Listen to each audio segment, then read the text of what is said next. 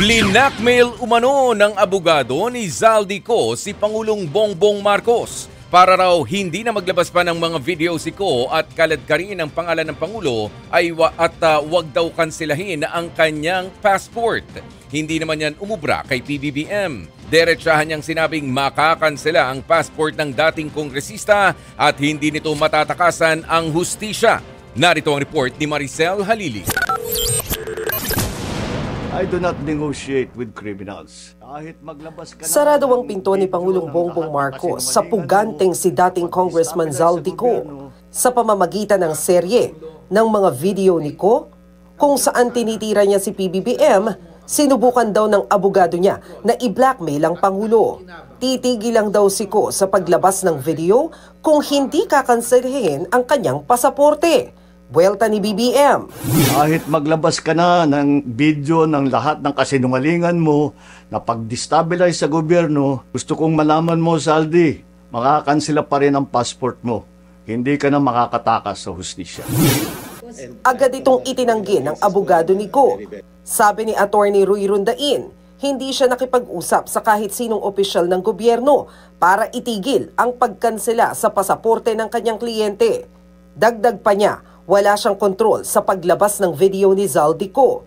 Ilang beses nang dinawit ni Ko si Pangulong Marcos sa 100 billion pesos na insertion sa 2025 national budget at kickback sa mga proyekto. Itinanggi na yan ng Pangulo. Hamon pa nga niya kay Ko, umuwi na sa Pilipinas. Si Ko naman, inilabas ang sulat kay PBBM noong Pebrero. Sa nauna niyang video, sinabi ni Ko na sumulat siya sa Pangulo para sabihing sinunod niya lang ang utos ng ilang opisyal ng palasyo na isingit ang 100 billion pesos sa 2025 budget. Sabi ni Ko, siniguro sa kanya ni dating Presidential Legislative Liaison Office USEC Adrian Bersamin na galing kay PBBM ang listahan ng mga proyektong pinapasingit sa budget. Nang i-review ni Ko ang listahan, may mga proyektong tulad ng rock netting at safety devices na pinagbawalan na ng Kongreso dahil sa overpricing at anomalya. Pero tinuloy pa rin daw ang insertions. Ang resulta, mas malaki ang budget ng DPWH kumpara sa edukasyon na direktang paglabag sa konstitusyon. Hinikayat din daw noon ni Ko si Pangulong Marcos na muling bisitahin ang budget. Ang mga sinabi ni Ko, hindi benta sa palasyo. Sa tuwing mapupunan natin ang kanyang mga inconsistencies, sumasabay po ang kanyang pagbabago ng kwento sa pagbabago ng hairstyle sa video.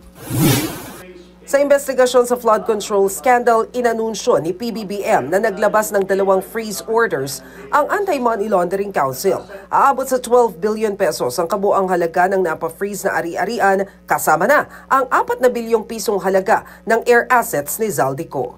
Umpisa lang po ito. Ito po ang aming pangako that the money of the people will be given back to the people.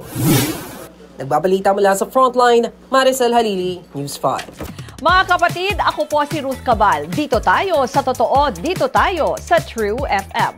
Mag-follow at mag-subscribe din po kayo sa aming social media accounts at True Network PH. Diyan po yan sa aming X na dating Twitter, sa FB, sa Instagram, sa YouTube, sa TikTok at sa mga podcast. At syempre, tutok din po kayo sa Signal True TV Channel 19.